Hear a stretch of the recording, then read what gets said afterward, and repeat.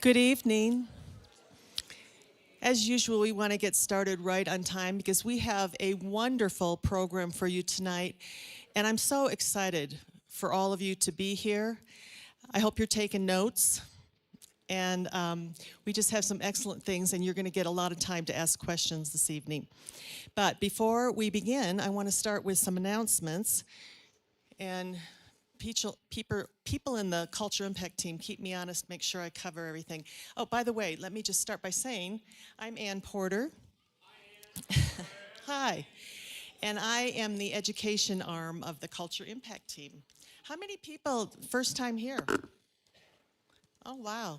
Good for you. Thank you so much. I'm glad I posted on Nextdoor. Okay. All right. So as you came in, you might have noticed that there were cards back there to write questions down.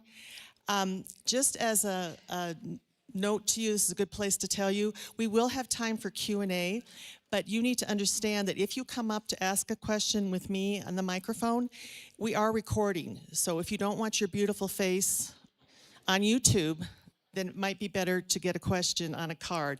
And this is Shar down here. Wave your hand, Shar. If you have a question that comes up during the meeting and you want to write that down and come up and hand it to her, then we'll handle that when we get ready for Q&A.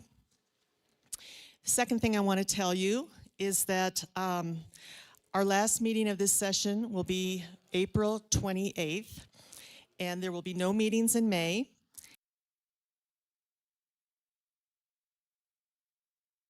Website.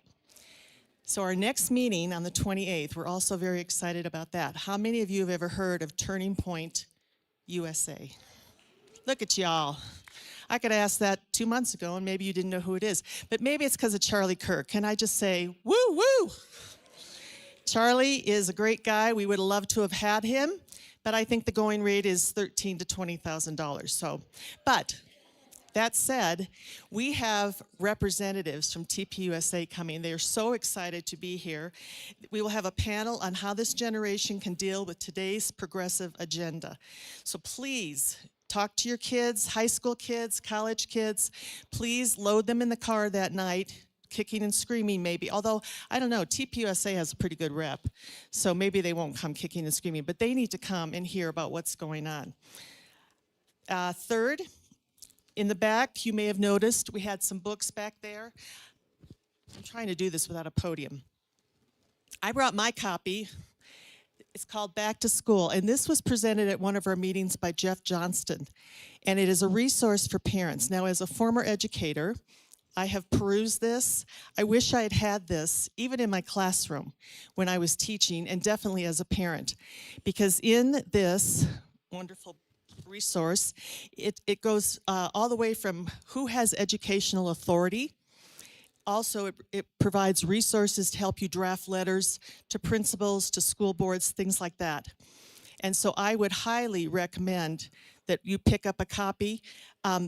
Those books will be here on the 28th if you order them today. The samples are on the back. They are $7 a book, which is a screaming deal, believe me. And finally, if you want to be on our email list, there is a sign up at the back table. There is a QR code. I just found out, really, I've been seeing these. I didn't really know how to use it. But Shar's daughter, she said, Ann, you got to turn your camera on and then put it up against the code. And I was like, oh, how cool. So anyway, that's how you do it. And once you do that in the back, a form will come up. You put your name in there, and then you are on our email list, and you get all of our great information.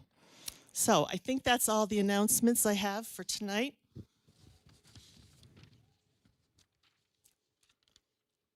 And we will start with a prayer, and I'm going to have Shar do that.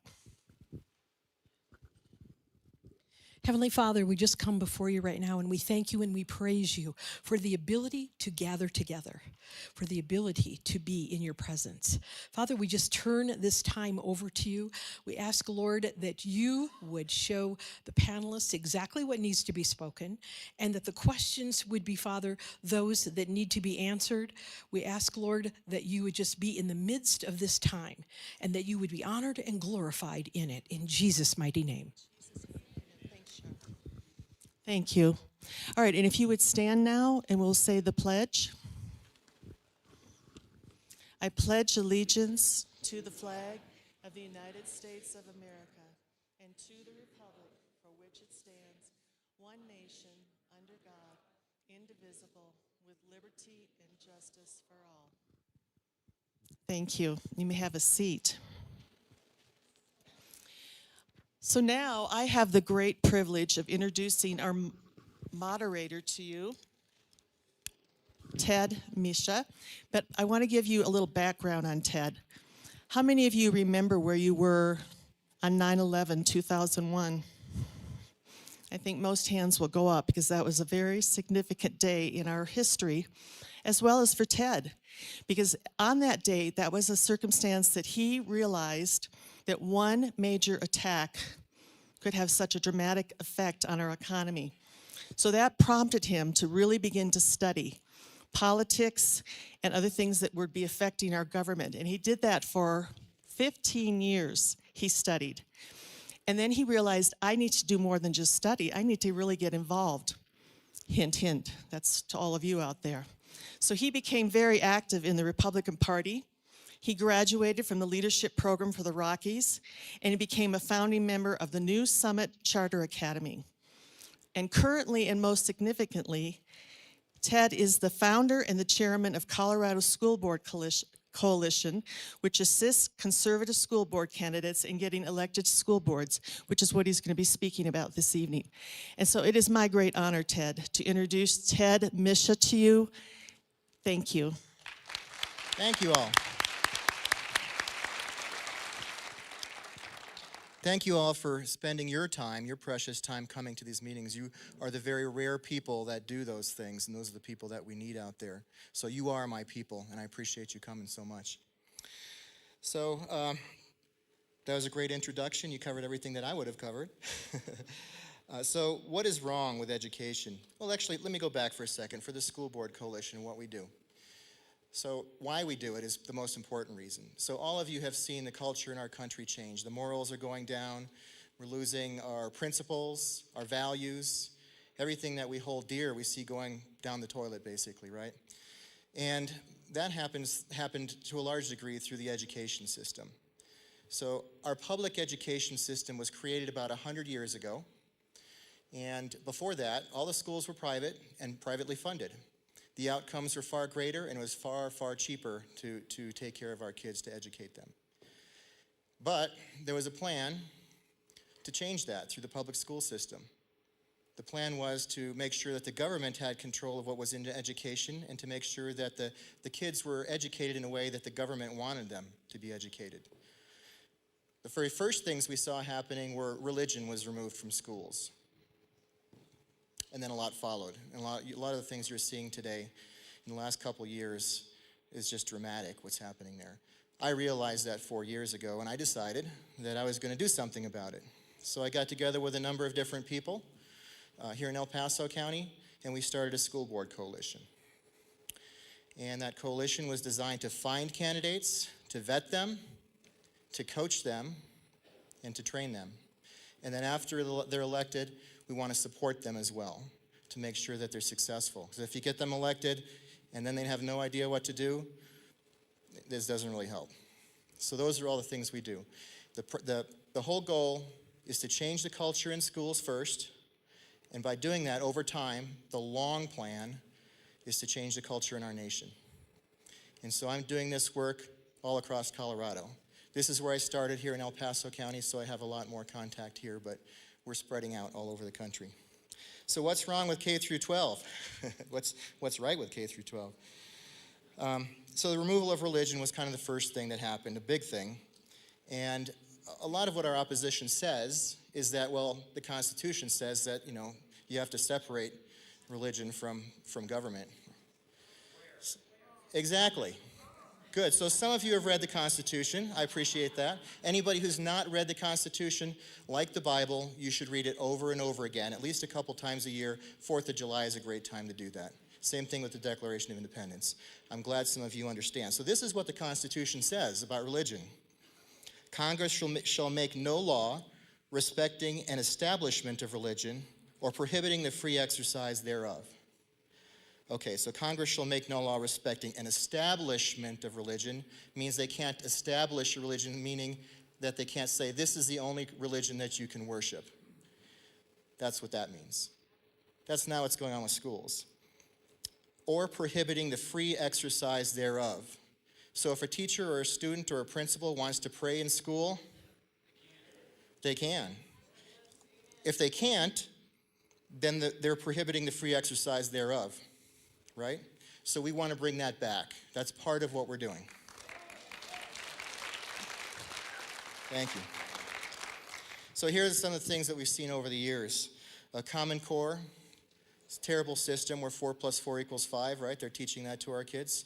All kinds of stuff with Common Core. Thankfully, a lot of that's been taken away. The districts now can choose to whether they want to keep it or not. But that was kind of the first thing we saw.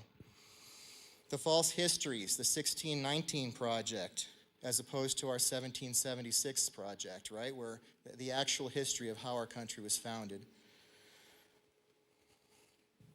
In Teller County, and there's at least one, maybe a couple of people here from Teller County today that I saw yesterday up there. A lot of people very interested like you folks.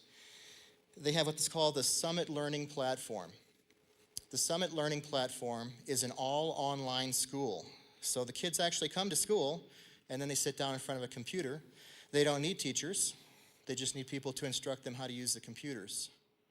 Summit Learning Platform was created by and is maintained by Facebook and the Zuckerbergs. It's free. The schools don't have to pay anything for it. Isn't that great? Free learning. They get to learn everything that you ever heard about in the progressive movement. All the things that are going on there. In addition to that, they data mine. So everything that could possibly be known about your child or you as a parent is collected as data. And then they use that. They sell it if they want to, or they give it to other organizations, or who knows what happens. We see what's happening on Facebook where people are canceled, right? Who's to say that information isn't given if perhaps it's a child of an elected official, right? Perhaps they're going to use that information against that elected official in the future. So data mining in a big way, right? That's what's happening on the Summit Learning Platform. In addition, kids are not required to pass any tests. They can fail every test, K through 12, and still graduate at the end. That is what's coming to our country. That program is expanding. It has expanded dramatically through COVID. It was there long before COVID, but because parents wanted to have online learning, they decided they wanted to use this particular free program, right? All right, so you all have heard about House Bill 1032 last year, the sex education bill, right? You may not have heard about House Bill 1192, which followed immediately thereafter. So 1032, our Republican legislators managed to eviscerate that. It did pass, but it was really cut down to a degree where it was not nearly as bad as it was originally. But House Bill 1192, nobody did anything about it. It teaches the same things, only instead of in sex education, they teach it in history and social studies. More of that's coming, guaranteed. Our kids are taught to obey the government authority even when they know it's wrong, right? Our kids need to know how to respectfully disagree with the teachers and the administrators, respectfully disagree. They need to be taught how to do that. But unfortunately, that's not what our school systems want in this day. Businesses, okay. So businesses and schools and churches are all closed. Masks, we see all that happening, right? That is very similar. A lot of similarities between what is happening in our country today and what happened in Nazi Germany and what happened in 1776 in this country during the Revolution, right? Businesses closed or burned to the ground. We saw that this summer here in this country. We saw that in Germany, the Jews, all of their businesses were burned to the ground, right? Certainly in 1776, the British did the same thing, right? Mandates, all kinds of mandates going on. Closures of businesses or burned them down. Schools were closed, churches were closed, and all three. Same things happening there. In the schools now we have education on white privilege. We see sharing of bathrooms and locker rooms. We see equity instead of equality. What's the difference between equity and equality? I'll give you an example. So with equality, you go to a shoe store, you can buy any shoes you want. Anybody can go, provided they have the money. And if they don't have the money, they can get it, work a little harder and get the money to buy shoes. But they have the choice, the personal choice to buy any shoe they want. That's equality. Equity is when the government forces everybody to buy the same shoes. Everybody's equal, but it's not equality. That's the difference between equity and equality. So if some of you might remember back in the 1950s and 60s, photographs and movies of Chinese citizens, they all wore exactly the same uniform. The citizens did, all of them. That's equity. That's what's coming to our schools in our country. Multiculturalism, global warming, no borders, Green New Deal, critical race theory. These are all things that are in your schools right now, whether you know it or not. Sometimes the administration knows about it, sometimes they don't. Sometimes the board members know about it, sometimes they don't. Almost always the parents don't know about it. But they're in your schools right now, guaranteed. LGBTQ lifestyles, in some schools, a few schools, that's taught as a preference.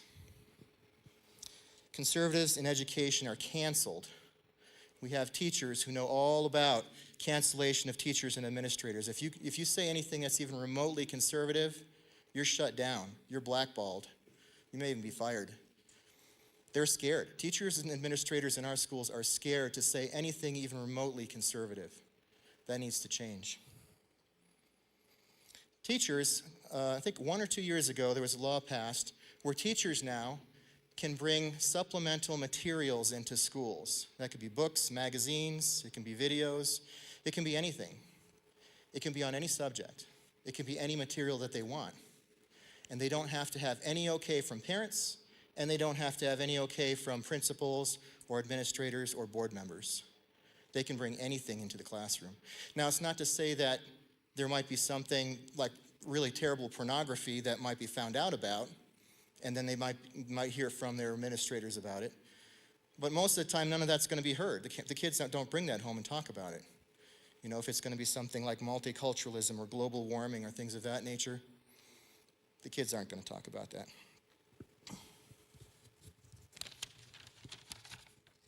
So, in order to bring this stuff into the classroom, there's only so many hours in a day, right? So if they're going to bring new stuff in, they have to get rid of some other stuff. What are they getting rid of? I think you all know. History, civics are big, real big on taking those out, but also math and English and science, those are all going away too. So the government is exchanging one form of education for another, and we as parents have to decide what we want. In this country, the highest ranking position is not the President of the United States. The highest ranking position is the citizen, the U.S. citizen.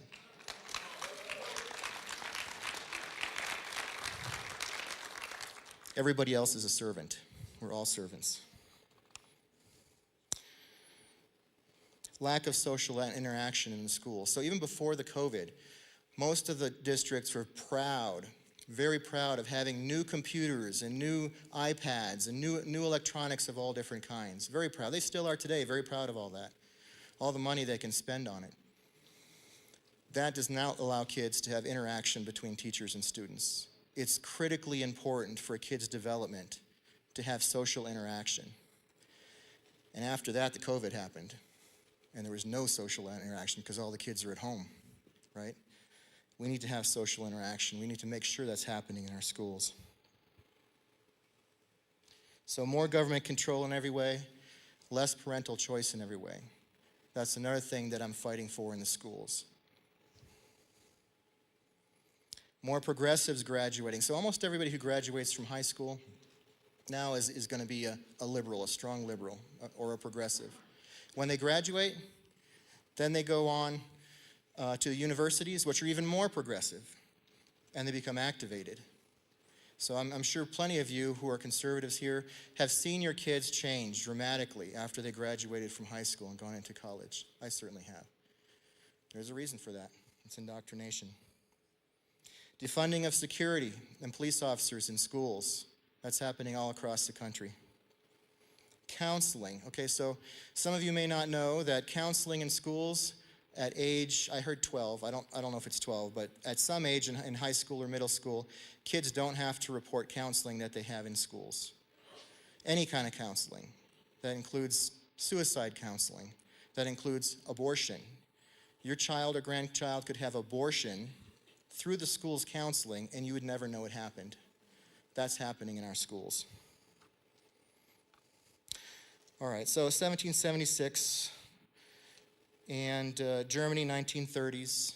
My family came from Nazi Germany. My grandfather was an anti-Nazi leader in Germany during World War II, and my family grew up there. I've heard all the stories. I understand clearly how the Nazis took over their nation, and it's almost identical to what we see today. You know, we're about 1935 at this point, maybe 1937, somewhere in there. Violence in the streets, those types of things. We see Antifa and BLM. They can do whatever they want. They can burn cities. They can assault people. Nothing happens. Same thing in Nazi Germany, the brown shirts. Both of those groups have control over them by people in the background. When the Nazis started out, they weren't out in the open like they are today. So from behind, they kind of guided the brown shirts and told them what to do. We see the same thing with Antifa and BLM, unfortunately. The British also. They had their people doing the same things during the Revolutionary War.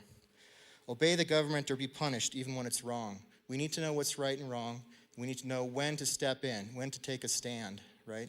In our country today, over the last year, businesses closed. All the small businesses closed, all the large ones left open. Pick and choose. People lost their whole livelihoods, right?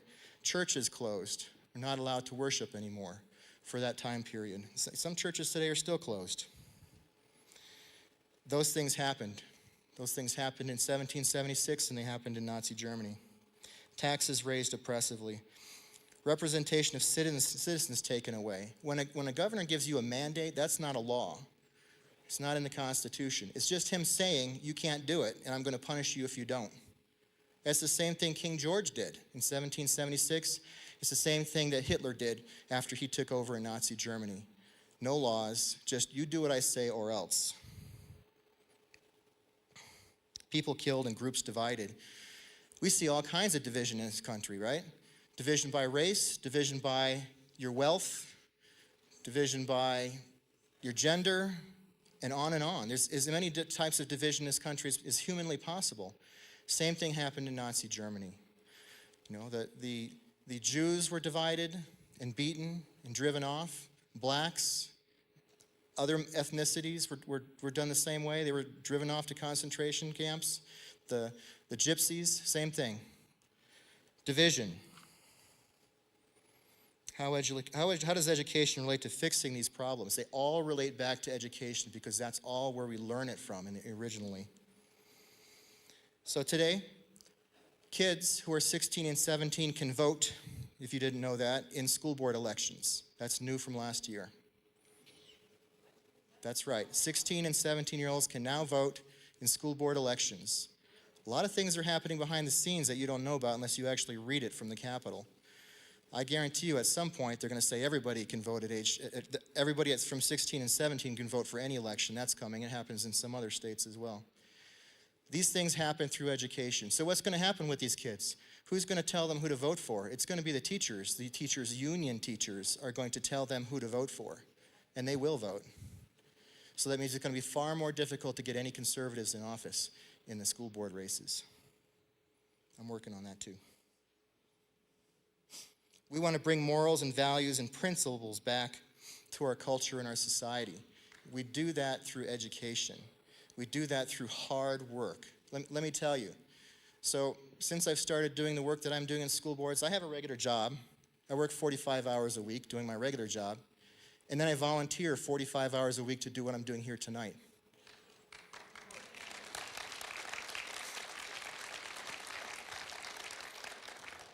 I'm going to ask you all to help too, but I'm not going to ask for 45 hours a week. I promise.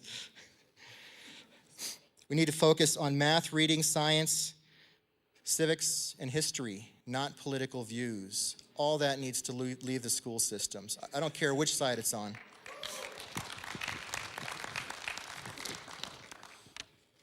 All right, so I'm going to ask you some questions here, and it's all leading to a point that you're eventually going to figure out. All right, so please raise your hands if you will. How many of you believe that every child is different and has different needs? Okay, almost everybody, probably 85%. How many of you believe that you as a parent or grandparent can make a better choice for your individual child or grandchild than a government employee who has never seen your child? Okay, that's a few more. Good, glad to see it. How many of you support parents' choice in schools over government control in schools? All right, we're getting better. How many of you believe that choice in education is an extremely important issue?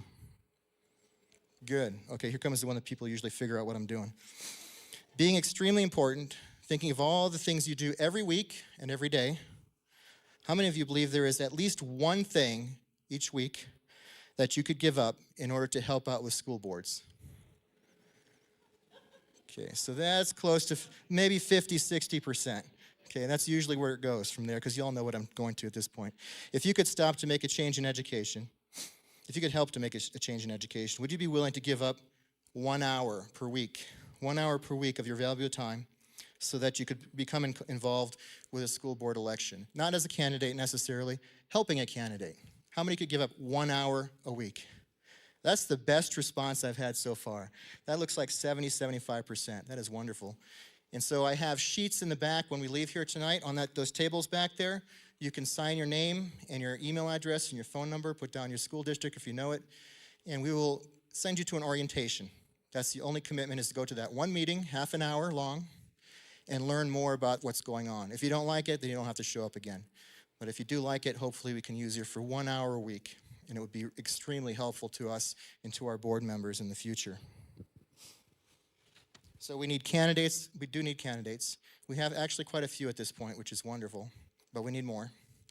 We need campaign managers.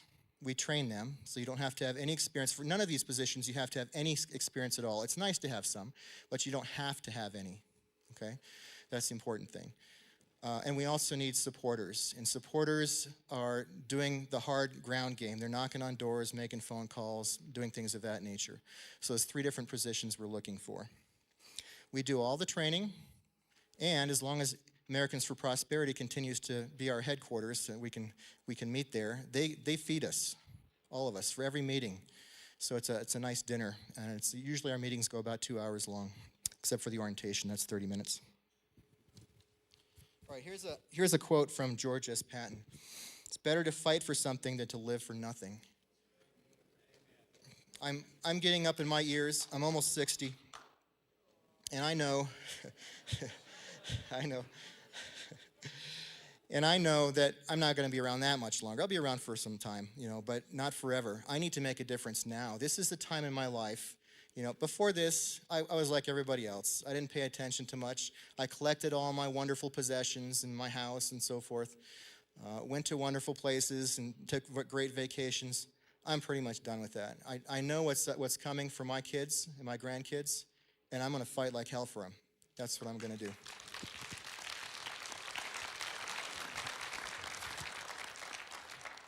All right, so at this point, we've got a video. And this is Peggy Littleton. Some of you know that she was county commissioner for 8 years. She was also on the state school board from 2010 to 2018 for 8 years also. And she recorded a 7-minute video for us, and we're going to go ahead and play that now if we could. Hi, I'm Peggy Littleton. I'm sorry that I couldn't be with you in person here this evening, but I wanted to just share my experiences with you so that you can help drive the direction of our local community, not only here in Colorado Springs, but nationwide. I served you on the Colorado State Board of Education from 2004 until January of 2011. And I was there that fateful day of August 3rd, 2010, when the Colorado State Board of Education voted 4-3 to adopt the Common Core standards, which were federal standards set out at that point in time. One of the Republicans actually defected and sided with the 3 Democrats to implement and adopt the Common Core standards. And why did he do that? He got a call that morning from Jeb Bush asking him to support them. Why would it be important for him to get a call from Jeb Bush, and how could that change his mind? Well, if you look back, Jeb Bush and some of the other folks that have been in the education system in the past were actually receiving remuneration from the Common Core curriculum that they were going to be developing. So always follow the money, look to see where it's coming from. This is why it's really important for you guys here at the Culture Impact Team and others to know why you need to be engaged and involved and how you can make a difference. Had the Culture Impact Team and others like you existed back then, we would have had an army to call in to come and testify that day at the State Board of Education, begging them, giving testimony, giving reasons on why we did not want national standards that were going to water down the Colorado Model Content Standards that we had just spent 7 years updating. I ensured that when we were updating math and science and English and history and health standards, that we were putting people that were going to come from a conservative point of view to be on those boards to write those standards for the state of Colorado. So what we finally did is, since the Common Core was adopted, we said not only will Colorado meet those Common Core standards, but we will exceed them, because we don't want to lower our standards to just a national norm. We're better than that. We want our kids to excel. It's important for you to be here to know how you can make a difference and impact the Colorado State Board of Education. It's important for you to be engaged and involved and run for local office, run for your school boards. Just like school boards, the State Board of Education is one of the few elected official positions where you get paid zero, but your remuneration comes in knowing that you're making a difference for kids now and in the future, for your children, your grandchildren, and those beyond. So looking at the standards, what do local boards of education have authority to do? According to the Colorado Constitution, local boards of education can adopt curriculum. Now, of course, the Common Core standards would say that they want you to adopt curriculum that's going to align specifically and exclusively with the National Common Core standards. But the Constitution says that you guys get to do this in each one of your local school boards that really meets the needs of your children. The Colorado State Board of Education only has authority over the testing from the ELA, the English Language Standards, or the ELS, and for math. So only if schools are performing very poorly in English language and in math can they actually put an action plan upon them and say, you guys need a plan of improvement, you're doing well, you're exceeding expectations, you're staying, the same every year, but not really moving forward.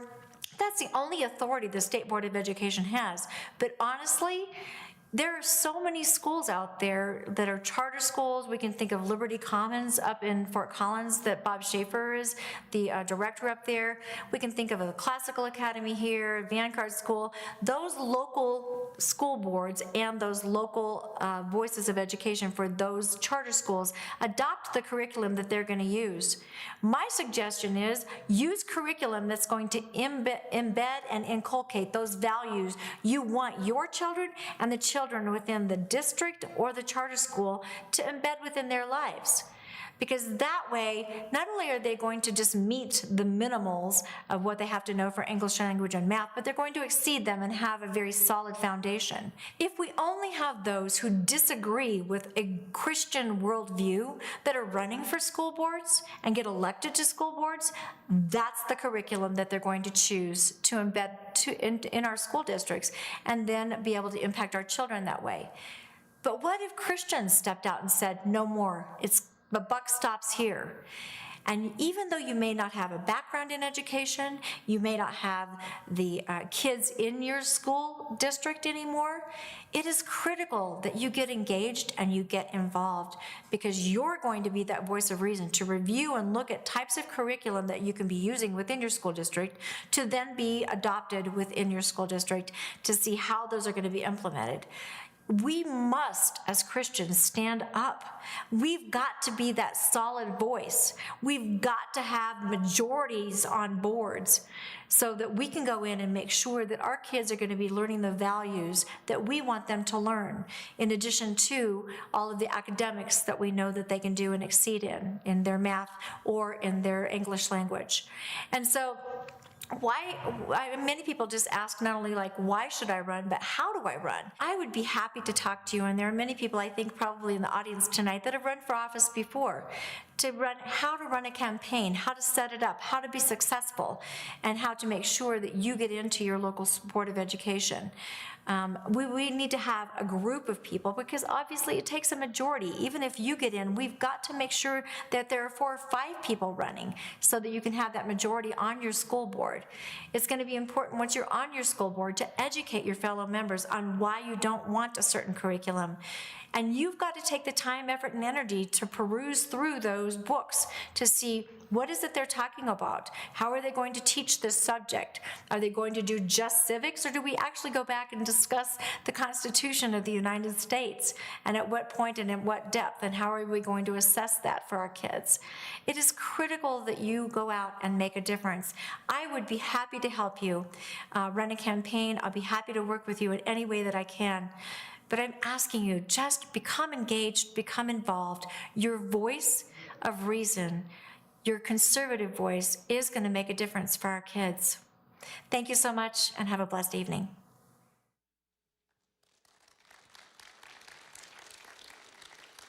I appreciate that from Peggy. Peggy touched also on the quality of education, which I haven't yet touched on, so I'll do that right now. So I have in my hand here a report card for the school districts. Actually, it just includes 9 school districts, a number of those here in El Paso County. And this is based on CMAS scores before COVID. So understand that everything after COVID is a lot worse because our kids were not in schools, or they were online schools, which are not as good. So let me just give you some numbers here, some percentages of kids who are at grade level, okay? Harrison District 2 down South Colorado Springs, all kids. Math scores that are at grade level. This is grades 3 through 6. All these numbers are grades 3 through 6. 31% of the kids are at grade level in math. Blacks in Harrison District 2 is 24%. That's ridiculous. And Hispanics, 27%. Okay? So they rank 100th out of 183 school districts. Academy District 20. Academy District 20 ranks 10, number 10 out of 183, was it? Yeah, 183 school districts. All kids, 50% are at grade level. This is just before COVID. Blacks, 21%, Hispanics, 36%. That's the 10th best district in the state. Okay? Fountain, Fort Carson, District 8. Math, 30% for all kids, 21% for blacks, 24% for Hispanics. They rank 86th. Monument, Lewis Palmer, District 38, ranks 11th in the state. That's pretty good, but still, in math, 49% of kids are at grade level. Hispanics at 20%. They don't have a number for blacks.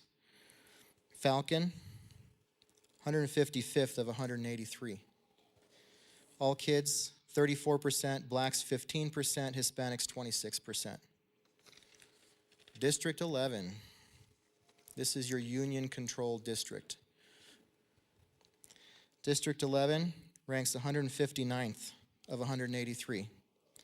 31% of all kids are at grade level, 15% blacks, and 23% Hispanic. Okay, so those are all the big districts in El Paso County. It's ridiculous. Yeah. So we need to make some changes, right? Clearly we need to make some changes. We need to get back to teaching math, English, science, history, civics, right? And stop teaching the politics. All right? That's good. So I also wanted to mention there's a few people not here today that were scheduled to be here. Tiffany Upchurch from District 38. She's not here. She had a board meeting at the last minute, so she's not here today. Jason Jorgensen, we're hoping he'll come in later. He's in a board meeting right now, and he said he might be in late. He's hoping to be in late. If so, we'll have him speak when he gets here. We were hoping to have Brad Miller come in. He's Colorado's premier educational attorney. So he couldn't come today. He had a last-minute meeting. He had to fly out of state for something. But we're hoping to have him come in the future and speak. I think he'd be great, because then you can get it all from a legal perspective. In addition to that, Tim Geithner wanted to be here. He wasn't necessarily going to be a speaker, but he wanted to be here with you all. He is in the education committee at the state capitol, and he is working hard. He started to work with all the other legislators at 11 o'clock this morning, and he expects to be there till midnight. But his wife, Carrie, is here. Carrie, where are you? There's Carrie. So Carrie Geithner is a county commissioner. Both Carrie and Tim Geithner helped me start the school board coalition.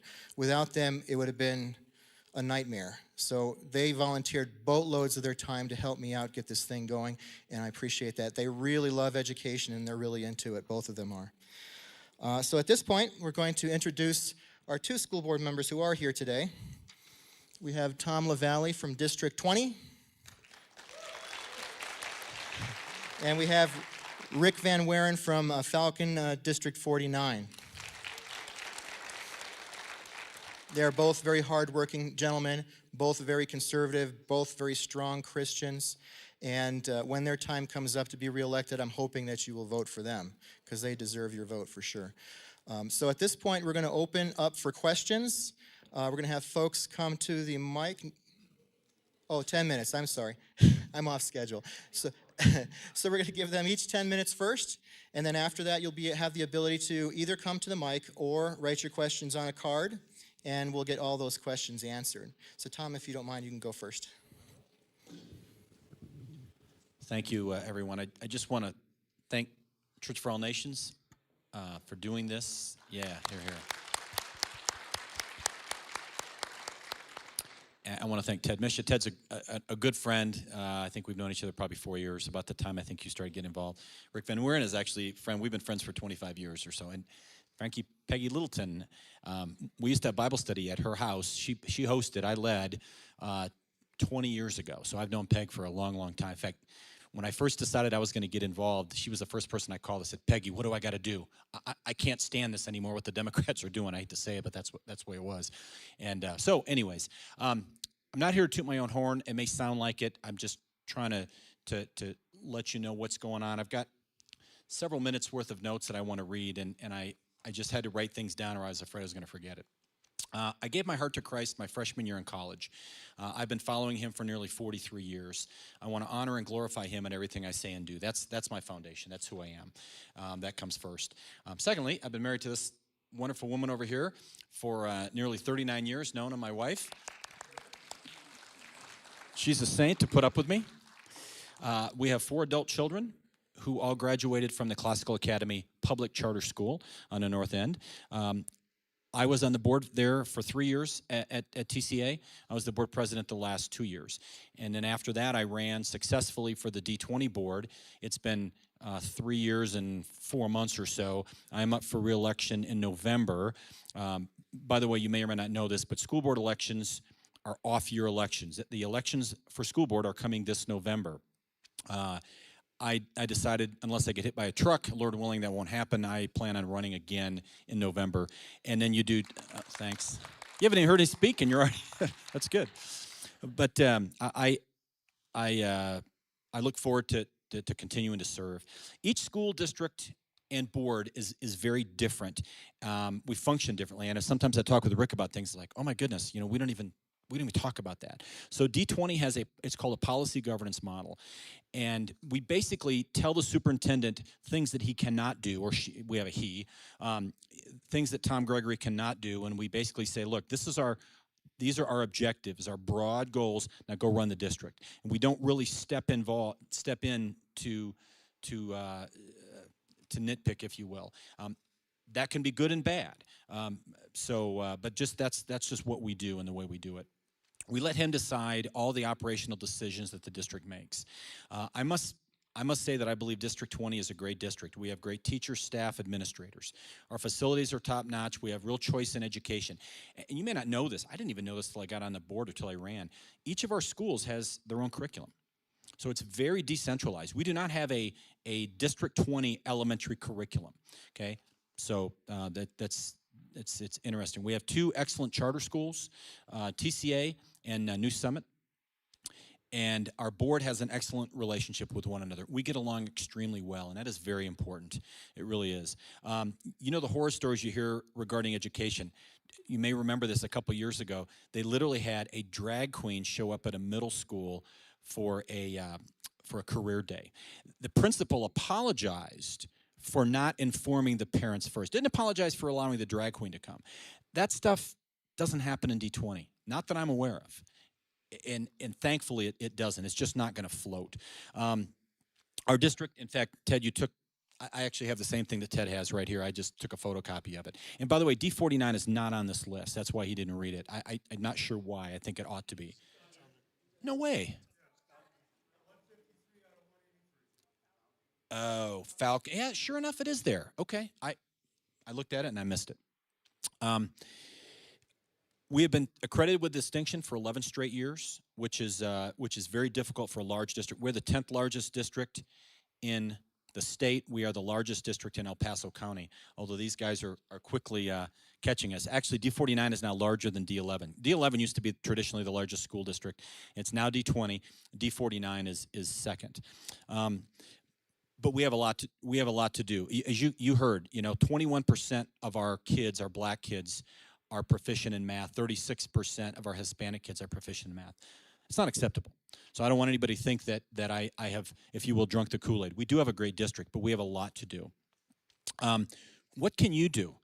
And most of these things are for parents of kids in D20, but some of them apply. I see some gray hairs, and I'm guessing that maybe you don't have kids in the district, but a lot of these things will apply to you. So what can you do?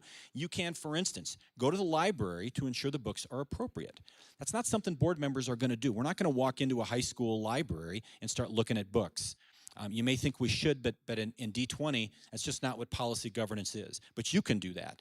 You can volunteer to be on a SAC, School Accountability Committee. Every school, by state law, has a School Accountability Committee. Get on that. You can start being influential. We have a DAC, a District Accountability Committee. We have parents and teachers and administrators on the DAC. In fact, our 2 most recent board members who were just elected 2 years ago, just less than 2 years ago, both came from the DAC. So it is a place where oftentimes we get board members. Okay? Closely look at homework assignments and handouts from your kids' schools. Look at them. See what they are. I don't have kids in the district. I don't have that ability to do that. But you do. You can. Adopt the Ronald Reagan view. Trust but verify. Okay? And it's so true to do that. All right, review new textbooks when they become available. In fact, D20 has several new books open for review between April 12th, 2 days ago, and April 23rd. I know I'm the only board member that does this. I actually go and look at our textbooks. I actually voted no. Believe it or not, you may think we're a bunch of sycophants in D20, but the only time I voted no was we had I thought, a horrible environmental science textbook from Air Academy High School, and I voted no. And I pulled it from the consent agenda, and I railed about it, and I lost 4-1, but at least I let it be known. You're not going to find perfect textbooks, but look to see. I mean, in my view, this book was truly objectionable. This textbook. The last time I looked was not too long, a couple months ago, and I didn't see any that I found objectionable. Were they perfect? No, but we got to be careful not to just nitpick and expect perfection. So, but again, that's something that's very important. Go look at those textbooks and see what's in them. Okay, find a dozen other people like yourself. And talk to them. Talk to your neighbors. You may say, well, gee, I'm not a parent, I'm a grandparent. Do you have any neighbors or friends with kids in the district? District 20, we're not as conservative as we used to be, but we're still a very conservative district. And I tell you what, I kind of felt alone for a while. It's like, where are all these conservative parents? why am I the only one that's raising these things? It's hard, as you know. When you get support from people showing up at board meetings, and in fact, I'll get to that. I'm going off on a tangent. If you find, by the way, this is another thing. If you find a concern, this is mostly for parents, take it up with the teacher first. If you don't get a good answer, go to the principal or the assistant principal. If you don't get a good answer, go to the superintendent. And if you don't get a good answer from there, go to the superintendent. And then finally, if there's no resolution, you can go to the board. I'll tell you what happens, and I bet you it's the same. We'll get a letter from a parent saying, Johnny was treated poorly at Acme Elementary, and it's wrong. What do? We talk to the superintendent talks to the principal talks to the teacher. So that's the way it's going to be. We're not going to just say, okay, you're absolutely right, the school's terrible. We're going to find out, because we always know that there's more to the story. So kind of go up the chain of command, if you will, and see if you can't get resolution. Don't accept things that are wrong in your district, okay? All right, here we go. Attend board meetings and speak to the board if there is a pressing issue. Right now, the way we're doing it, you can, in fact, speak publicly. Due to the county restrictions, we can only have, I think it's 10 people in our boardroom. I've asked that question several times, as our board president has, about, look, we want to be able to get back to where we can have people in the audience. But you walk in and you can address the board. If there's an issue, we listen. But when you do it, don't yell at us, okay? We're people. If you berate us and call us a bunch of idiots, you know what we're going to do? Probably click. We're going to turn it off. And you may be doing worse than nothing. I've had parents come in and literally yell and berate at us, and it gets real frustrating. I've also heard very respectful. Am I getting short on time? I've also heard parents who are very respectful, thanking us. I'm not. Again, we don't need thanks, but it shows that, hey, I'm here, I'm part of the process, I want to help, I want to be an encouragement, but here's some things that I see that I'm concerned about. Do it in a positive way. Yes, critique, but it is much more effective, okay? Help elect conservative candidates in your district. Attend one of the 2 candidate forums that will be held this fall. At least in D20, we have 2 of them in the fall. And attend those and invite your friends and neighbors to do that. We need your help. You have no idea how powerful persistent, respectful parents can be to either stop bad policies or to start good policies. It is crucial that you get involved and you show up. Please make every effort to get the facts straight before you slam the district or the board. Please get your facts straight. Call us board members and say, what's going on? Because oftentimes people say things, it's like, no, that's not right. You heard a rumor. So please get your facts straight. One board member, I do not have authority to do anything in the district. I have a bully pulpit, is what I say, and it's fairly small, but I can't direct the superintendent to do anything. In fact, that would be inappropriate for me to do so. The board as a whole acts, and that becomes binding on the superintendent.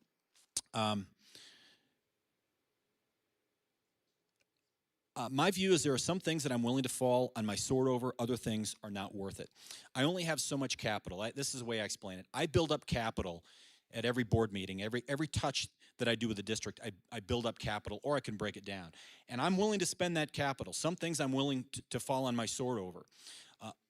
But I have to be judicious. If all I do is rail and complain and whine about these horrible things, guess what? I get tuned out, and I will no longer be an effective board member, okay? There's a balance, and in fact, I think in my notes I would say, dear Lord, help me to not be a wimp when I need to step out. And that takes wisdom, and sometimes I may get it wrong, but I just understand that I don't always jump. I railed against 1032, the sex ed bill. I spent about 7 minutes. It was in February, I guess a year and a half ago. You can watch the tape. I railed against it. I said, this is unacceptable. This is it. And I did. What? Okay, I got to wrap it up. I'm going on too long. All right, District 20 is currently in the middle of a DEI initiative. I'm taking a wait and see approach. If we have legitimate problems with racism, I want to find out about it and fix it. It is not acceptable. I really have no comment on our current initiative because it's ongoing. But I urge you to stay abreast of what is going on with it. I'm anxious to see the results and, even more importantly, hear the recommendations. They want to finish 11th of May is the last time the group is meeting. The recommendations are going to come out. I would love to see a whole bunch of parents there, and when we hear the recommendations, if they're good ones, great. We'll press on, and if some of them are not, I want to hear from the parents. Just so you know, I oppose affirmative action. I oppose critical race theory. I oppose the organization Black Lives Matter because of their mission statement and because 2 of the 3 founders are trained Marxists. I believe everyone should be treated with respect and dignity. Skin color should have no bearing on a child's access to a quality education, nor should it in any way hinder that child's chances for a successful academic future. If any child, black, white, Hispanic, whatever, is having trouble at school, we should do whatever we can to help that child to become successful. Thank you. Go ahead, Rick. That's a tough act to follow. I got going. I appreciate the opportunity being here as well. I've always felt very at home at Church for All Nations. My son attended here for a number of years, and this is kind of a second home for him. I also see so many familiar faces here, some of whom have been at recent board meetings, and I appreciate you guys showing up. And whether or not everybody gives you a standing ovation when you come to speak at a board meeting, I appreciate the fact that we're hearing from the community and that you're attending. I can echo almost everything that Tom said, so I won't say it all over again. That's the good news. The bad news is I have a couple things that are perhaps a little different. First of all, how many of you actually either live in District 49, have kids in District 49, or have grandkids in District 49? Can I just see a show of hands? Okay, so a bunch of you. All right, well, let me just talk very briefly about the most complex district I think that we have in the region. District 49, first of all, is not really one school district. We essentially operate as 4 school districts. We have 4 zones: Sand Creek Zone on kind of the south end, the Power Zone on the north end, and the Falcon Zone on the east end. And we don't call it the Falcon School District anymore. We are School District 49. And so sometimes you'll see it referenced as Falcon and you can't find it because all of our stuff is published now as School District 49. So you should be aware of that. In addition to having these zones, we also have a very complex leadership structure in that our administration is essentially 3 superintendents, not 1. And so we have a chief education officer, Peter Hiltz. We have a chief operations officer, who is Pedro Almeida. And we have a chief business officer, who's Brett Ridgway, who is probably one of the sharpest minds in school finance in the entire state of Colorado. On top of that, we have 5 election zones, and I want to make a pitch here right now on that, and then I'm gonna turn the mic over. We have an election coming up this fall. We have an open position currently for Director District 4, which is the kind of middle zone along Powers, which is essentially north of Carefree and roughly south of Stetson Hills, sort of. In the fall, we are going to have that zone, Director District 5, which is the area south of Carefree, so the southern corner of the zone, southwest corner. Kevin Butcher, who is term limited, is going to be leaving our board. He's been a tremendous asset, and so he will be leaving us. And then we will also have election for Director District 1, which is the north end of the kind of the Powers corridor, and includes a lot of what is the Power Zone. If your kids go to Vista Ridge High School, that's roughly the kind of neighborhood-wise. So I want to encourage you, if you are at all considering running for a school board position, and you heard a lot of recommendations that Tom made that I would absolutely endorse in terms of things you can do, but don't forget about the school board thing too, because it is one of them. If you're at all interested, please come and attend our meetings and learn how the district operates. If you cannot do that, please watch the YouTube videos. We have our own YouTube channel for watching those board meetings. The good news with when you watch a board meeting on YouTube, you get to do it in double time. I discovered that with the one board meeting I've missed so far since I've been on the board. It was wonderful. So, yeah, They all sounded like chipmunks, though. I know they did. Well, not chipmunks, but anyway. So I want to just encourage that level of involvement. The other thing that is very unique in District 49 that I want to make sure that you're aware of is, even though we are essentially the largest school district in the region now, a ton of our students are essentially choice students and don't all live in our district. So our district currently only has actually 13,000 students that are in our district managed schools out of a total of 26,000.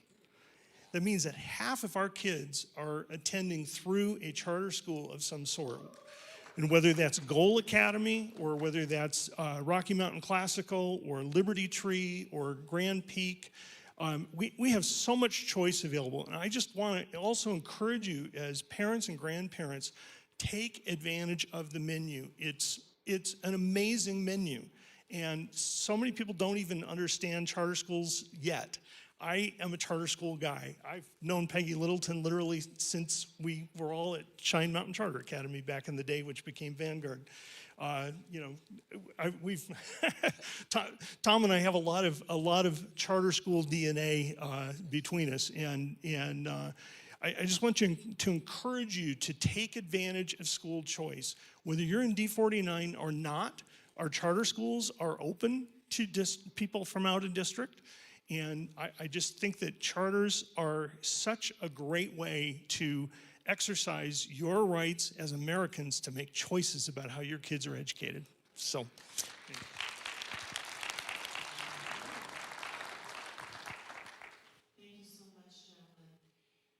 I just found out Jason will not be with us. He is in a very volatile meeting tonight.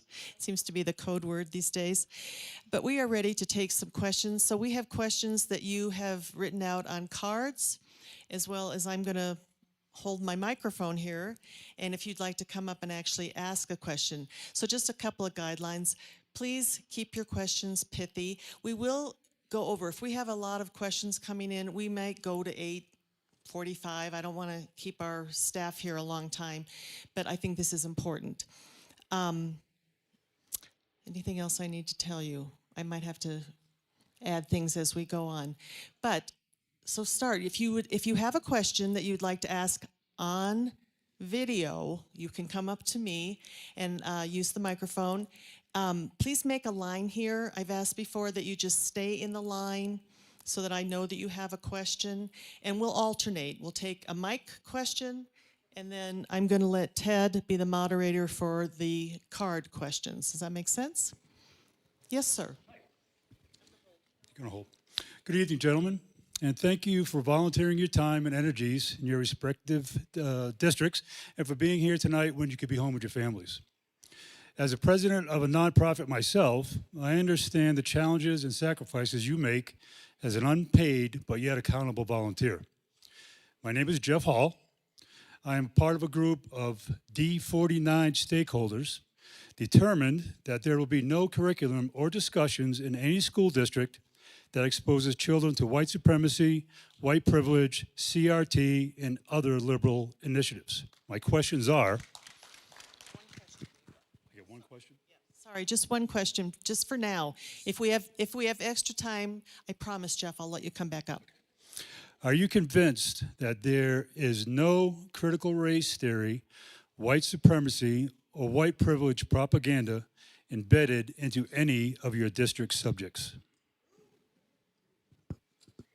I'm not aware of any. That's where I need you parents.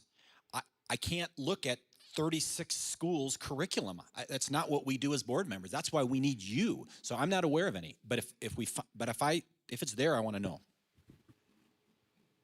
As a board member, I have been told to my face explicitly that we do not in D49.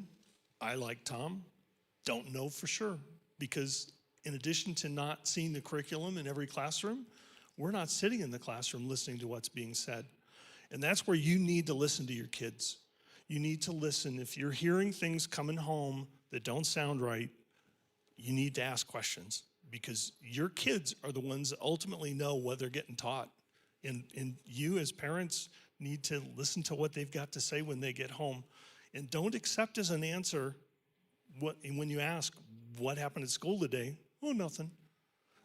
I'm sorry, you can't go there anymore. You got to get some details. And I know some of the kids don't want to give them to you, but trust me, it's in your best interest and in your students' best interest to ask good questions of your kids.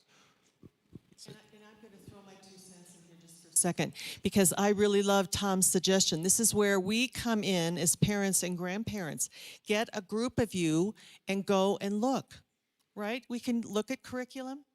So just answer that question. What is the best way for a parent group, small group, to come and look at curriculum? Do they talk to a school board member and say, I want to see the blah, blah, blah books? So we're going to take turns going first here, so I'm going to jump in here for a second. But in District 49, it's an interesting thing, and I've asked the administration to take a look at making our curriculum more transparent and make it more able for people to look at online. Currently, they actually have to do a Cora request for it, which is an open records request. And part of this is because we, like District 20, are actually very decentralized as well. And the answer is not the same for Meridian Ranch Elementary as it is for Evans Elementary. And they're in two different zones, and there are two different buildings within their zones. And so, it gets very school specific. The other thing, and I just can't emphasize this enough, is there's the curriculum, and then there's what the teacher is teaching that day. And guess what? Everybody goes off script sometimes. By the way, Shar is still walking around, or at least she was a second ago, collecting cards. So if you have more questions, go ahead and fill out some more cards. Question is, and this is for Rick, I believe it's District 49, how can parents help develop charter schools like Liberty Tree in District 49 that teaches all subjects, especially American history? And I should let everybody know here that Rick and I were both founding board members at New Summit Charter Academy, and I know that Rick was there from the beginning. And he alone, if he was not on that board, that school would not have started. Any of the other board members, they're all helpful, but he was critical to that. And he knows a lot about charter schools and how they start. Thanks, Ted. I appreciate that. So, first of all, Carrie Geithner could probably answer this question better because she's in the middle of first year of Mountain View Academy, which is one of our newest charters in the district. We have actually the iConnect Zone. Andy Franco, who runs the iConnect Zone, actually is our full-time and has a whole department for helping charter schools get started in D49. So when people have concepts for a charter school, we ask them to really start with Andy and make sure that they're talking to him about what the concept is. In general, we're looking for charter schools that are going to be unique. So for instance, Liberty Tree is already Liberty Tree. We kind of don't need a second Liberty Tree unless their wait list gets absolutely obscene. We would be more interested in something that's going to have a uniqueness that they bring. We ran into this actually with New Summit a little bit because New Summit in D20, there were some on the D20 board that felt like it was not completely unique enough from the Classical Academy. And we had to actually kind of prove that not only it was, but also that there was plenty of demand. And demand is the other really key thing that happens with these. Spacious Skies charter, I don't know if any of you are aware of it, but we may end up not going forward with that one, in part because people did not sign up. And one of the toughest parts of the charter school world is proving demand and getting people signed up and making sure you got the financial backing to make the thing really work. And we've been so impressed with Mountain View and their ability to get a great charter school management company behind them so that they could kind of make it go even when things got tough, because charters can be tough to get going. Thank you. I just want to kind of dovetail. We only have two charters. We have the Classical Academy that's been around for about 23 years.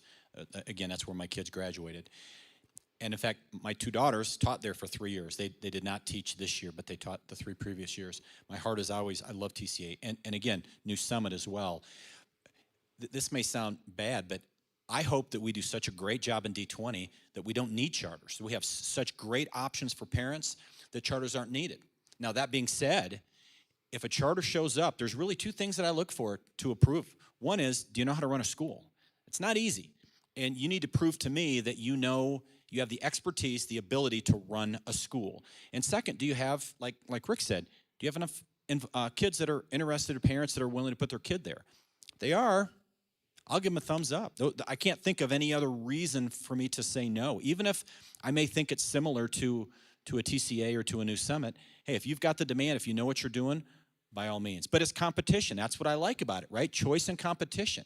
I think it floats all boats. Thank you. Hello, my name is Malara. I actually sit on the board at Rocky Mountain Classical Academy. So I don't know if it was a question that I really have, but I know you were reading off the CMAS scores, and it took me back to the question you asked at the beginning of, don't you believe that your child is unique and have their own way of doing things? And I don't believe CMAS testing takes that into account. It is a what did you call it? Equity and equality. It's more of equity than equality when it comes to CMAS testing. So when we're reading off those scores, do you truly believe that it's actually showing what our children are capable of? I think it's very, very limited. I think really in the end, these state or national tests are state and national tests that are put together by the government. For me, it would be far better if we had a test that was put together by the parents, so the parents could get what they wanted from the schools. That's how I feel about it. Yep. Okay. That is a real challenge. I was just going to say that we had discussions about this. For instance, you know, they were going to pause CMAS testing this spring, and in fact, what they did is they condensed it down. I was on the fence with it because I heard from very smart people that said, you know, CMAS, it isn't a great indicator, but we need testing. We need the ability to track our kids. So it's a tough thing, and I agree. I agree, Ted. We need to have tests that really test what we want our kids to learn. On this same topic, we in D49 actually did pass a board resolution asking the state to suspend CMAS testing for this year. I know that some feel like the continuity of test scores is something that has to be preserved, but we really felt like this year's test scores were in fact going to be completely meaningless and would only lead to conclusions that don't really help. We are big believers, however, in assessments, and we watch very closely how the assessments are doing in terms of like the Acadience reading assessments, and we have a very, very strong oversight and emphasis on making sure that other measures that are more useful to the classroom teacher to help them find the weaknesses of the kids and shore those up are going to be watched carefully and used. All right, so the card question here, and there's one word on here I can't read, so if you're the person who asked the question and you want to yell out what the word is, I'd appreciate it. So it says, what is meant when District 11 was called union controlled? How can we, and I can't read the word, that? I'm sorry? Correct. Thank you very much. How can we correct that? So I'm gonna answer this. You guys can pitch in if you want to. So when it's union controlled, there's a number of different ways the unions control. The primary way is through contract. So the district will have a contract with the union, and then whatever's in that contract, the district has to do, basically. And then there's also a union influence. So here in El Paso County, District 20 and District 38 in Monument, perhaps some of the other districts have what they call a teachers association. They call it a teachers association, and they say up and down that it's not a teachers union. There's no contract between the teachers association and the district, but the teachers associations take money from the unions, and so they do what the unions want them to do. So there's heavy influence in those districts, but not a contract. So that's kind of how it works. How can we control that? Correct that? How can we correct that? There's only one way, and that's to get the right board members on the board, and they can get rid of the contract. That's the only way to do it. Yep. Hi, my name's Aaron Murdoch. I have 3 kids in District 20, soon to be 5 kids in District 20, and 2 of them are at Chinook, and my son has just gotten into TCA. So my question is, so we're pretty concerned about the sex education and some of the other things coming down the pipe, and we've got some friends in Portland, like, you know, the far extreme, and you know, their kids are asked every day, do you feel like a boy today? Do you feel like a girl today? So those kind of things really concern us. And we also have lots of friends who have, you know, pulled the kids out altogether and they're doing homeschool or doing private school. So my question is, why, in your opinion, or should we keep our kids in public school? Thank you.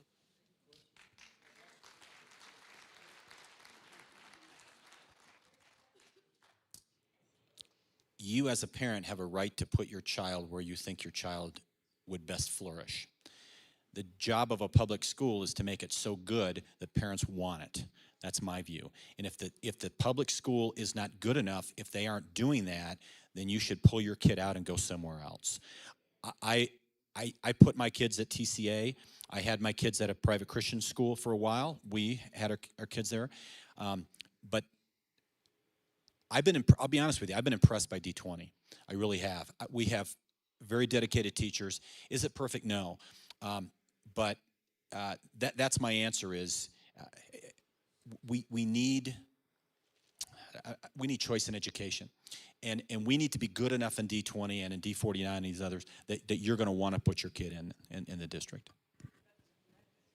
I would add to that not every family really is cut out for homeschooling. We did it for a number of years, but being married to a career teacher, that kind of helps. My wife this past year actually ran the homeschool enrichment program at New Summit, and many of the charters and honestly even the district schools have homeschool enrichment programs that are designed to help homeschoolers with getting their kids in contact with other families and finding some curriculums or some subject matters that are harder to teach as a homeschool parent that they can do in a classroom setting that makes it fun and works. So you're responsible ultimately for the education of your kids. That is, to me, the school districts exist to assist you in that mission. The charter schools exist to assist you in that mission, but you are ultimately responsible for the education of your kids, and so take that real serious and you're going to make a good choice. You use to inform parents of any controversial topics, lessons, or policies. How do you determine what topics qualify? Either of you. We just had this come up fairly recently where a teacher had a controversial element to a lesson she was doing, and our district policy is that parents are to be notified with at least 1 day notice so that they can take their kids out if they choose not to have their kids exposed to that. The teacher forgot, and it made for a rather unpleasant situation for the teacher and for the district. We don't believe that parents should have their kids in a class that they are going to be teaching something that the parent decides is going to be inappropriate for their kid.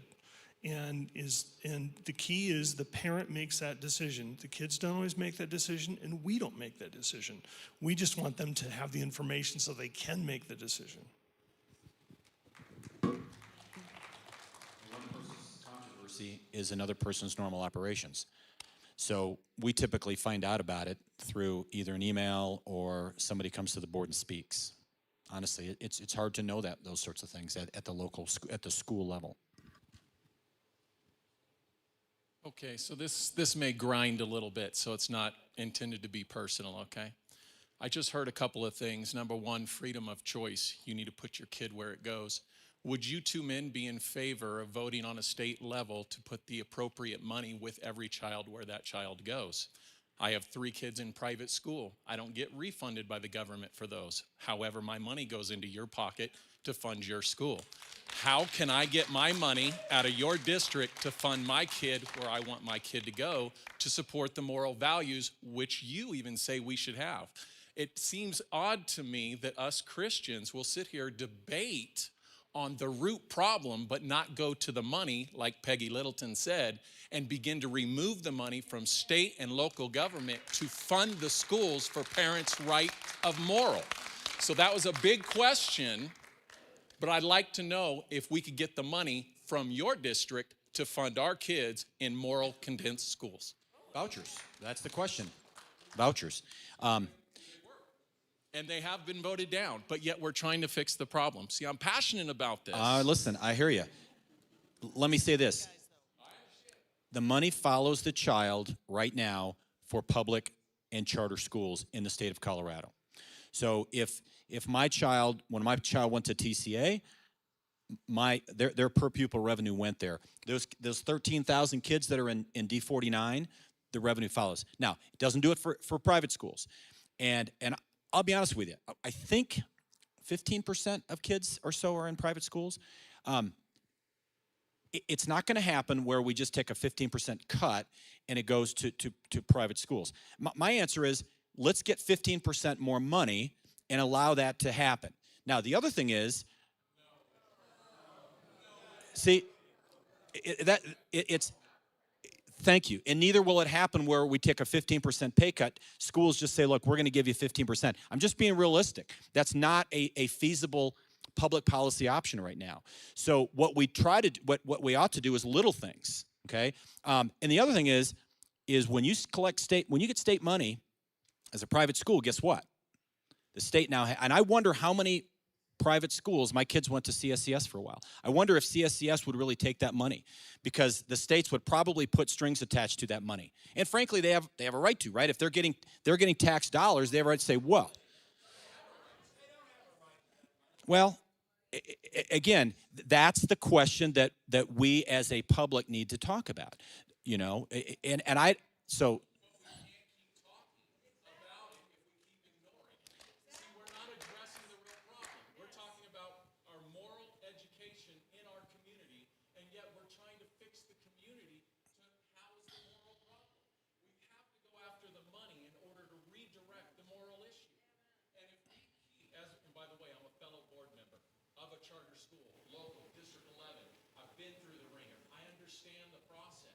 This is why I'm here so passionately. The issue isn't whether we can, it's whether we will. Will enough parents step out the 2 weeks before the October count and after the October count and shut the districts down? Now, all of them may not know what I'm talking about, but you know exactly what I'm talking about. We can grab the whole of our state officials if we understand what the process is. But we're talking about how to smooth this over, and some way we might be able to make it happy. I'm not against you guys. I'm just saying, how many years will go by before we really do something to fix the problem? So this has been tried in Colorado, in Douglas County in particular, and the courts basically took it away. It was attempted in Wisconsin as well, and my understanding is that was also interfered with by the courts. This as an issue, honestly, I'm super sympathetic to. I mean, when we were raising our kids, we raised 5 kids. You know, I mean, we paid private school tuition for part of that time. When charter schools came out, it was the hugest blessing to us as a family we ever could have had, but it doesn't solve the whole problem for every family. But the fact is that we can't even talk about a Republican governor who will let us take our face masks off in a school board meeting at this stage. That's where we're at as a state. Tim Geithner is fighting right now on the Education Committee in Denver this minute with people who would rather give us a raise to state employees than to make sure that teachers are getting paid enough. And so we've got to accept the fact that we are not in charge right now. And I get it. I think that vouchers could be a wonderful thing, but we need so many more voters who are voting for people that will support that at the legislative and ultimately at the judicial level than we've got right now. And local school boards are not going to be able to fix that one, unfortunately. And if Brad Miller were here, I think he would tell you the exact same thing. His brother-in-law, Paul Lundeen, has been fighting these issues for years and years and years. We've had a great legislative delegation from El Paso County, for the most part, representing us and trying to pull for these things. But we are so outnumbered in the rest of the state, it's ridiculous. And so let me just say one thing. So the answer is 2022. We need to vote. 21 and 22. You got it. All right, so next question. What is, in quotes, no place for hate, unquote, that is being brought to Colorado schools? No place for hate.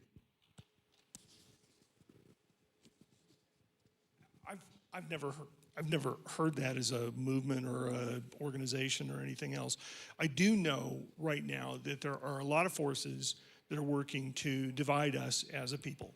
And there are people that would like to sow seeds of discontent and division among us so that we can't solve real problems. And that's so that we don't pay attention to the fact that only a third of our kids are actually performing at grade level. It's a distraction. I heard a speaker call it the devil's vortex. It's a way of distracting people from the real mission of schools. And what is that? To prepare our kids to be productive citizens in this American country. And we need to be doing that. And they want us to focus on all these other things that are just distractions. And so, yeah.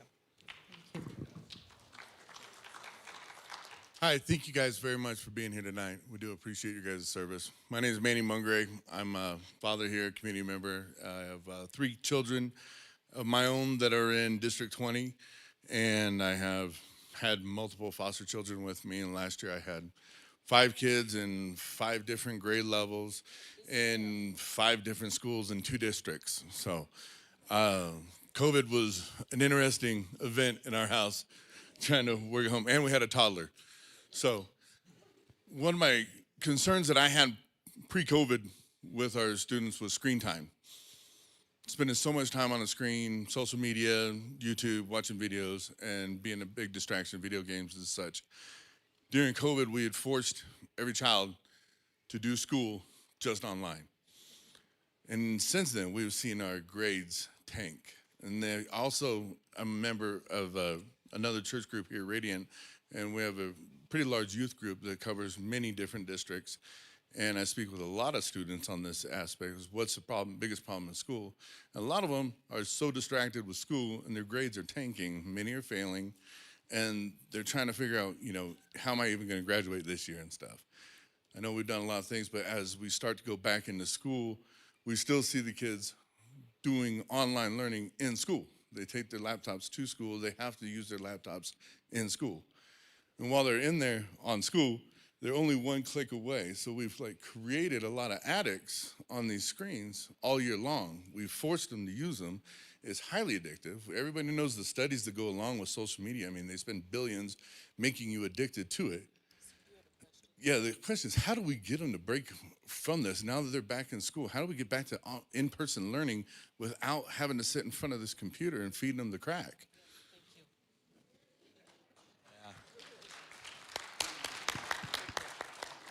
Yeah, thanks, Manny.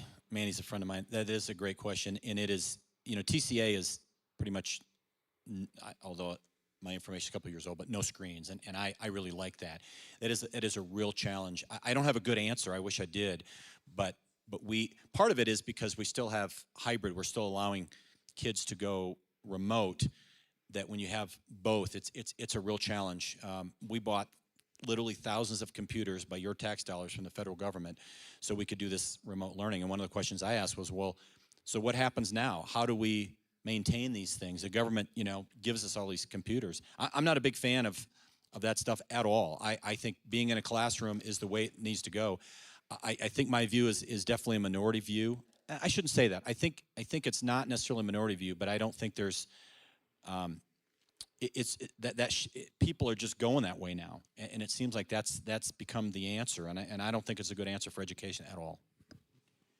I think like other addictions, the first step is actually to own it, to admit it, and I think the very fact that you're noticing it is an awesome start in that direction. But we've got to keep the dialogue going on this one. I honestly feel like as a culture, D49 has way too much technology. That's just a personal conviction. As Tom said earlier, I'm one board member. I have no ability without a consensus of the board to get anything done. I have seen that for some kids, this was a lifeline for them in that they would have gotten no schooling at all. In your case, it sounds like you and your wife are just absolutely working your tails off trying to make sure your kids are getting a good education. And I applaud you so much. it gets back to, though, what are we as parents letting our kids do? Because if you control the device, then you control that screen time. And, you know, when the kid's living in your house, that's like look in the mirror if you want to know who's going to fix that one, because it's you. And the district is trying to deliver a lot of information to a lot of people. And surprise, surprise, it's how every business model works right now. Have you found anything that you've tried to buy lately that they don't want to send you to a screen someplace? Call a restaurant and try to order something. They won't answer their phone. You have to go to their online ordering system to even call in an order. It's just ridiculous how much we as a society are all addicted to this stuff. And I don't know that there's an easy answer to this, but I know the first step is that we've got to own it and admit it and go from there. The next one should be an easy answer, okay? Are you in favor for the 1619 project or the 1776 project? 1776. Actually, I believe it's Rampart High School, any new class has to be approved, and they are teaching, I believe in the fall, Black history. And I said, I have no problem with that. Good. We ought to teach it. My first question was, what textbook are you going to use? And they said, we're not really going to use one. The second question was, are you going to use anything from the 1619 project? And they said, no. I said, good. So obviously the 1776 project. All right, I'm going to try and keep this pithy, Ann. So I'm going to try and assist with the whole voucher system.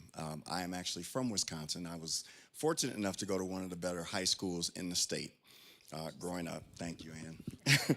Growing up, I was fortunate enough to go to one of the better high schools in the state. It happens to be an all-boys college prep high school.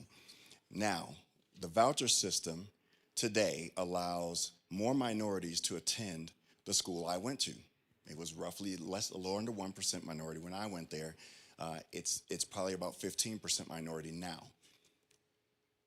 To say that the schools are not going to, if we believe that the free enterprise system is the best way to perform most things in our nation, I would argue that making schooling free market is the best way to see success, right? And so at the state level, it obviously is where we have to get this done, because Wisconsin does have the voucher program in place. To understand, though, all of you, as I did with my kids when we still lived there, my kids went to private schools. I didn't receive any benefit, and I also paid taxes. So my dollar went to the public schools. But I have to be willing, for the sake of other parents and other kids, to have an ability to have a better opportunity at education. I have to be willing to pay full dollar for my kids to go to school. And I'm going to say to you, and Chad, I love you, but you too, if the voucher system did come into play in this state, you have to be willing to pay full dollar for your kids to go to school in order for other kids to have a better opportunity. And I would argue that if the school system, whatever the system here in this state says that their goal is to educate kids, then taking a 15% cut should be quite okay. Should be quite okay. Should be quite okay. Can I just throw one other thing in about the voucher thing? Tom made a comment about how government money always has strings. And somebody had brought up Liberty Tree a few minutes ago. Liberty Tree is a Hillsdale school.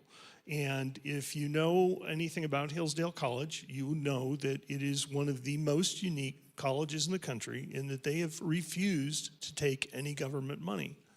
And as a result, they do this when the government says do stuff, because they don't get any of their money, and so they can't be punished for not doing what the government told them.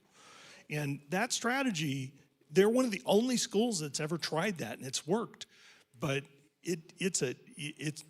you got to be brave to do stuff like that. We have to change, just like with abortion. The way abortion is really going to be changed is from the grassroots. And I think the pro-life movement's been very effective, and with sonograms, with just discussing when does life begin. The idea of vouchers, it has to be the same thing. It has to be a discussion that it has to come from down below. Right now, there is no appetite for it. There just isn't, unfortunately. All right, next question.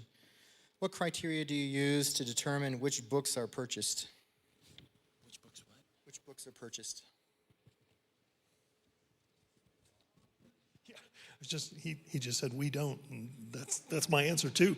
We don't. The curriculum choices are usually done by committees within the district, and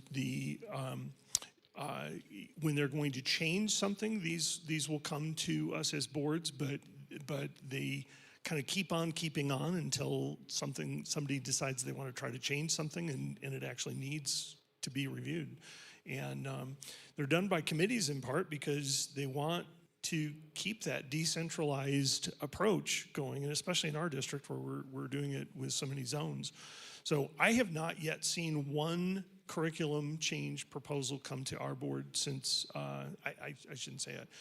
There's been a couple very minor tweaks that were done, and they didn't involve big textbook purchases or anything. Yeah. And if my memory serves, when I was teaching, I believe those committees are made up of parents and teachers. Question, you two are both elected board members. You speak for us. Why don't you push back on this mask mandate and not wear one at the board meetings, regardless of what you're told or not? You work for us, and that is killing our children. I mean, basically, it's harming our children. We just had a big old discussion at D11 board meeting tonight. All of them, even the conservative was wearing one. Do you know what the Constitution says about that? Remember, these are the good guys. I know they're good guys, but do you know what the Constitution, the state Constitution, and the U.S. Constitution says about that? Okay, thank you. Well, at our board meetings, we don't wear masks, actually. But when someone comes in to speak, we put it on. I do it out of respect for them. I had COVID. I've had the 2 shots. It's been more than 3 weeks since my second shot. So I don't have a worry in the world. I just do it out of respect. Now, that being said, Carrie Geithner and I were just talking about this. Believe me, I'm really frustrated with the whole mask thing, just like all of you are. And I have asked that question. I will continue to ask that question. When can we stop doing the mask? For instance, I just discovered that our kids, our elementary kids, wear masks outdoors at recess. I didn't know they did that. Why do we do that? It doesn't make any sense to me. But again, so for board meetings, we don't wear masks. We social distance and we don't wear masks. So I'd like to be on your board some days. We're still wearing masks. I don't want to be. I know of at least one other board member who feels very strongly that he doesn't want to be either. We're a 4-person board at the moment. We don't actually have one of our board seats is empty, and we're interviewing to fill that. And so hopefully that's going to be resolved by the end of the month. And that will possibly change at that point. But this has been so interesting to see how fear has engulfed our population. And I live right around the corner from a very successful charter school in our district. And they have the ability to make some of their own decisions on this stuff. And I'm a little shocked to see about half those kids at recess wearing masks. And it's because mom and dad are so scared, they're asking their kid to wear a mask. We've got employees who really are scared. And I'm not talking teachers union stuff. I'm talking people who are in a risk group that are afraid of vaccine and are afraid of COVID. And you can get afraid of enough things and you can't do anything. We've got to kind of be a little bit smart about this stuff. I, like Tom, have been vaccinated. I am in an at-risk group. So you said your age. Somebody said their age earlier. I'm 66 years old. So, I did it. My wife works with young kids, and she got her vaccination. And we feel very comfortable with our personal decision to have gotten vaccinated. But There are others who really are more afraid of the vaccine than they are of the disease. And I've got friends who are no more because of the disease. I've got friends who are probably permanently disabled because of this disease. It's not something to screw around with, but you have to make your own personal decisions on this thing. All right. Next question. My son is a freshman in D49 high school. He has been issued one textbook the whole year. Therefore, I assume teachers are pulling other items to use.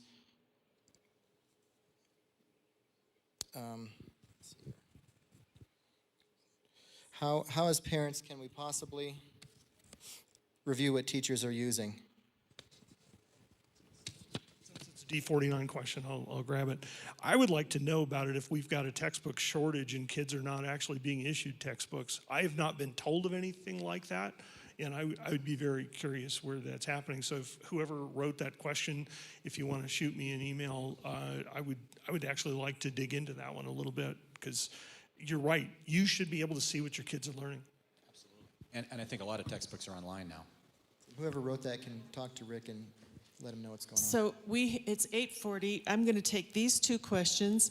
And then, gentlemen, if we could give you these cards, and if you would like to respond to any or all of them, send it back to, I think you have Linda Taylor's email, or you have mine, Tom. Any questions that you would like to answer, and then we'll, I guess, send that out to our folks. And I'll have one more statement after they're done. Yep, okay, let's take a couple more questions, and then we'll be done.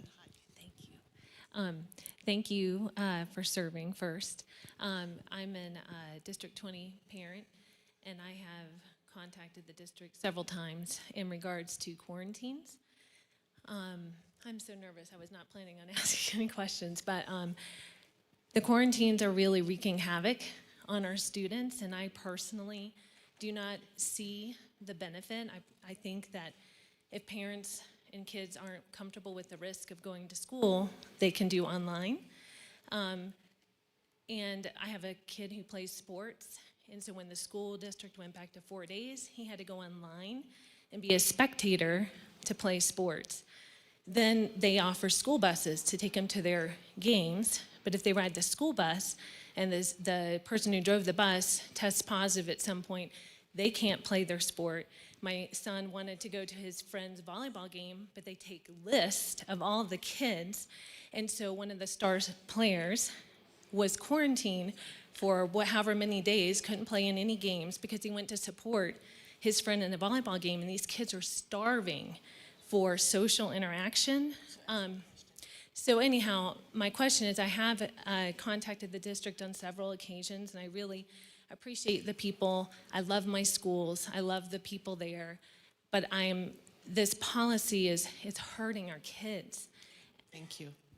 I totally agree. I think 2 board meetings ago, I decided I was gonna kind of educate myself, and I railed during the comments from the board of directors about the quarantines. I actually called our CFO, who actually is in charge of our quarantines, and she explained to me what the rules were. This is state.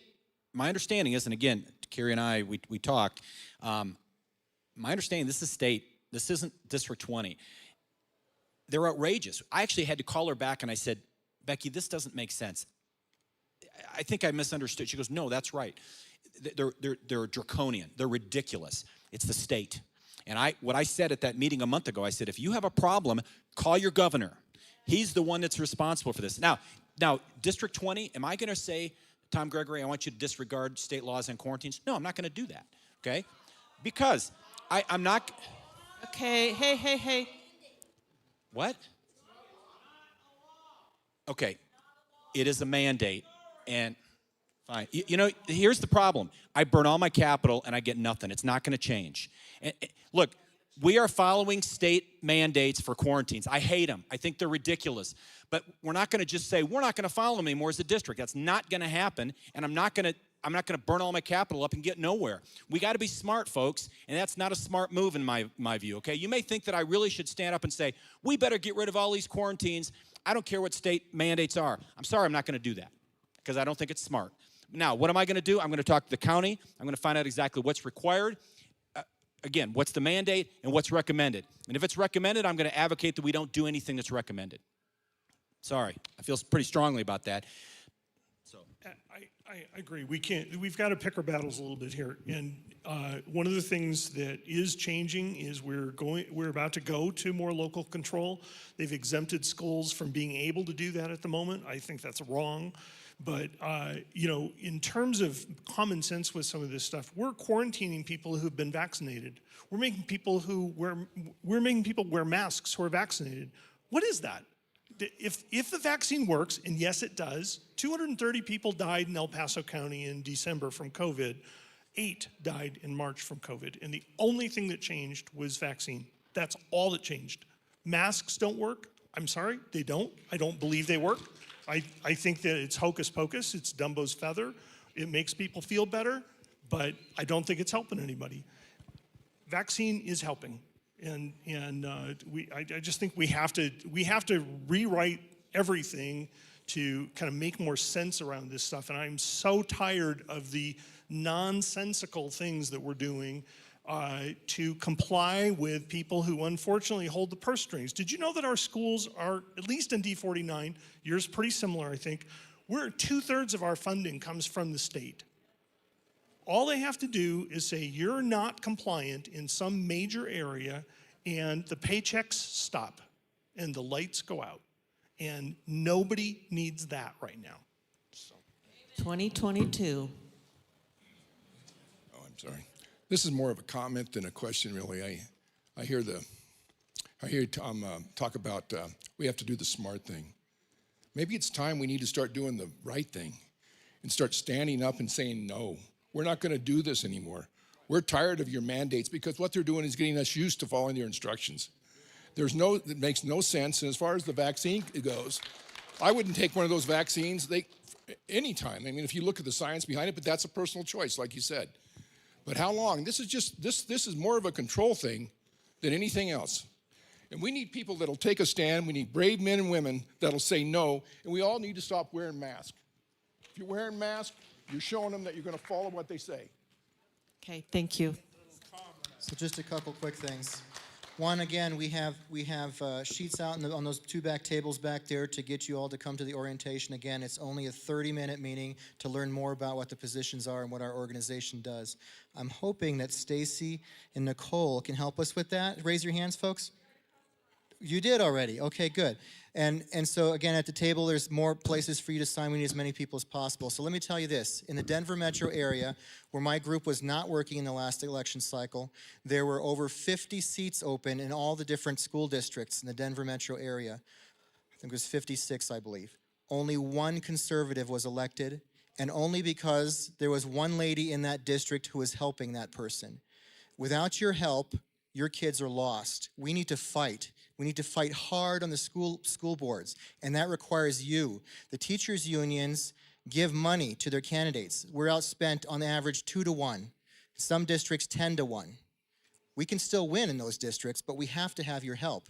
They have typically at least twice as many volunteers knocking doors, sometimes 10 times as many volunteers. That's why we need you. We need your help. So thank you so much for coming today. You're all patriots. I hope to see you out knocking doors with me. Thank you so much. Thank you. We'll see you on the 28th, I hope. TPUSA. Thank you, and drive safely.